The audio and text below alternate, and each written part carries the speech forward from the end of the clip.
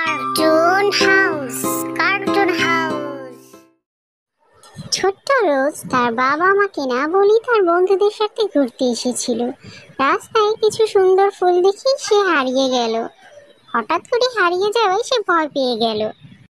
রোজ ক্রমশ গভীর জঙ্গলে হারিয়ে গেল আর ও এদিক সেদিক দৌড়াতে শুরু করলো।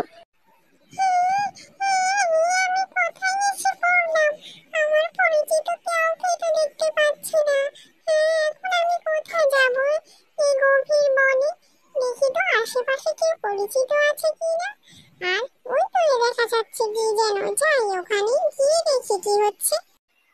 কে তুমি ছোট্ট রাজকুমারী? কোথা থেকে এলে? তোমাকে তো আগেই বনে দেখিনি। বনটা কিন্তু নিরাপদ নয়, তুমি এখনই চলে যাও। একা একা এখানে ঘোরাফেরা করা তোমার মোটেও উচিত নয়। কোথায় তোমার বাবা মা? ডাকো দেখি তাদের। বাহ, ছোট্ট পাখি এত সুন্দর করে কথা বলে, আমি তো আগে কখনো দেখিনি। আচ্ছা, তোমার নাম কি? কোথা থেকে এলে? আমি তো এই বনে হারিয়ে গেছি। আমার বাবা মা তো অনেক দূরে রয়ে গেছে আর আমি আমার বন্ধু বান্ধবদের সাথে ঘুরতে এসেছিলাম। এখন কাউকে খুঁজে পাচ্ছি না। আচ্ছা, তোমার বাবা মা কোথায়? তুমিও তো ছোট, এখানে তুমি কি করছো? টুনির বাবা মার কথা জিজ্ঞেস করায় তার মন খুব খারাপ হয়ে গেল। কারণ অনেক ছোটবেলায় তার বাবা মা তাকে ছেড়ে অনেক দূরে চলে যায়, তাকে একা ফেলে। সে একা একাই এই বনে বাজারে বড় হয়েছে। এতদিন পরে এই ছোট্ট রাজকুমারীর মুখে তার বাবা মার কথা শুনে তার মন খুব খারাপ হয়ে গেল। আচ্ছা ছোট্ট রাজকুমারী, তুমি কোনো চিন্তা করো না, আমি তোমাকে অবশ্যই তোমার বাবা মার কাছে দিয়ে আসবো। আমি সব কিছু চিনি, উড়ে উড়ে খুঁজে আমি তোমাকে দিয়ে আসবো।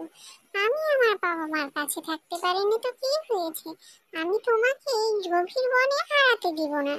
চলো, এখনই চলো, তোমাকে আমি নিয়ে যাব অনেক দূরে তোমার বাবা মার কাছে। কিন্তু ছোট পাখি, আমি চাই তুমি আমার সাথে আমাদের বাসায় যাও। তুমি আর আমি একসাথে অনেক মজা করবো আর খেলবো। তুমি কি আমার সাথে আমার বাসায় যাবে? না, এটা হতে পারে না আমার ছোট্ট বন্ধু। আমি তোমাকে তোমার বাসা পর্যন্ত ছেড়ে আসবো আর মাঝে মাঝে আমি তোমাকে দেখে আসবো। তোমার যদি মন চায় তাহলে তুমি আমাকে দেখতে বনে এসে পড়ো তোমার বাবা মার সাথে। ঠিক আছে, এখন বরং আমরা যাই, না হলে অনেক দেরি হয়ে যাবে। তারপর টুনি রোদ বৃষ্টি ঝড় উপেক্ষা করে ছোট্ট রোজকে নিয়ে পৌঁছে দিল তার বাবার বাড়িতে।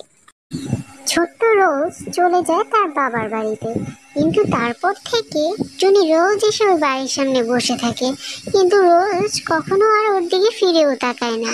এই ভেবে টুনি খুব কষ্ট পায়।